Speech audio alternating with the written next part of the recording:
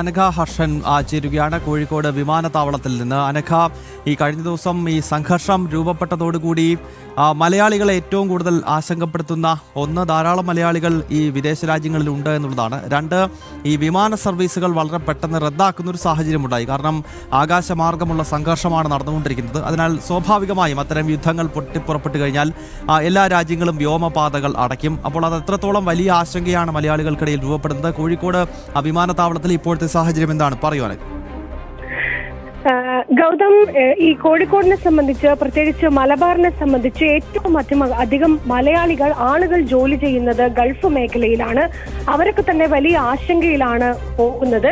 ഇന്ന് കരിപ്പൂരിൽ നിന്ന് പുറപ്പെടുന്ന ഏകദേശം 43ഓളം വിമാന സർവീസുകൾ റദ്ദാക്കിയിരുന്നു. ഇപ്പോൾ ഏറ്റവും ഒടുവിൽ ലഭിക്കുന്ന വിവരമനുസരിച്ച് റാസൽ ഖൈമയിൽ നിന്ന് കരിപ്പൂരിലേക്കും തിരിച്ചും എയർ അറേബ്യ സർവീസ് നടത്തും. അതായത് റാസൽ ഖൈമയിൽ നിന്ന് എയർ അറേബ്യ സർവീസ് നടത്തും.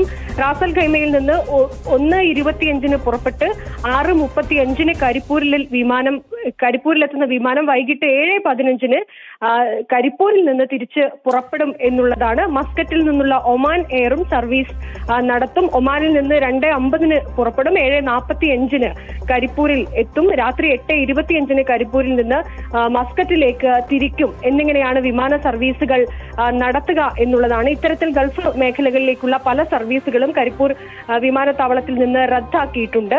മാത്രമല്ല ഇത്തരത്തിൽ യാത്രക്കാരും ഈ വിമാനത്താവളത്തിൽ എത്തിയ സമയത്തായിരുന്നു ഇത് വിമാനം റദ്ദാക്കിയ വിവരമടക്കം അറിയുന്നത്. അവർ മടങ്ങി പോവുകയാണ് ചെയ്തിരിക്കുന്നത്. പലരും ഇത്തരത്തിൽ ടിക്കറ്റ് അടക്കം ക്യാൻസൽ ചെയ്യുന്ന സാഹചര്യത്തിലേക്കൊക്കെ തന്നെ കടന്നിട്ടുണ്ട്. ഇന്ന് രാവിലെ പല ഗൾഫ് രാജ്യങ്ങളിൽ നിന്നുള്ള വിമാന സർവീസുകൾ കരിപ്പൂർ വിമാനത്താവളത്തിൽ എത്തുകയും ആളുകൾ ഈ കോഴിക്കോട് മേഖലകളിലേക്കുള്ള അടക്കം ആളുകൾ തിരിച്ചെത്തുന്ന സാഹചര്യമൊക്കെ തന്നെ ഉണ്ടായിട്ടുണ്ട് എന്നുള്ളതാണ്. പക്ഷേ ഇവിടെ ഏറ്റവും ആശങ്ക എന്ന് പറയുന്നത് ഈ ഗൾഫ് മേഖലയിൽ നാടുകളിലൊക്കെ തന്നെ ജോലി ചെയ്യുന്ന കുടുംബങ്ങളൊക്കെ വലിയ ആശങ്കയിലൂടെയാണ് കടന്നു പോകുന്നത് എന്നുള്ളതാണ്. കാരണം സ്ഥിതിഗതികൾ ശാന്തമാണ് എന്നുള്ള വാർത്ത പുറത്തു വരുമ്പോൾ പോലും ആശങ്ക ഉണ്ട് എന്നുള്ളതാണ്. പലരും നിൽക്കുന്ന സ്ഥലങ്ങളിൽ കുറച്ച് അകലെയൊക്കെ തന്നെ ഇത്തരത്തിൽ മിസൈൽ വർഷവും ബോംബ് വർഷവും ഒക്കെ ഉണ്ടാകുന്നുണ്ട് എന്ന് പലരും കുടുംബങ്ങളെയൊക്കെ വിളിച്ച് അറിയിക്കുന്ന സാഹചര്യമൊക്കെയുണ്ട്. പക്ഷെ എല്ലാവരും സുരക്ഷിതരാണ് എന്നുള്ളതാണ്. അവർക്കൊക്കെ തന്നെ എത്രയും വേഗം തിരിച്ച് നാട്ടിലെത്തേണ്ട സാഹചര്യമുണ്ട്. അതിനുള്ള നടപടിക്രമങ്ങളിലേക്ക് കടക്കണമെന്നൊരു അപേക്ഷ കൂടി അവർക്ക് തന്നെ പറയുന്നുണ്ട്. സൗദി അറേബ്യ, അതുപോലെ ഒമാൻ തുടങ്ങിയ രാജ്യങ്ങളിലൊക്കെ വിവിധ ഇടങ്ങളിൽ ഈ മലയാളികൾ ഏറ്റവും അധികം ജോലി ചെയ്യുന്ന സ്ഥലങ്ങൾ കൂടിയാണ്.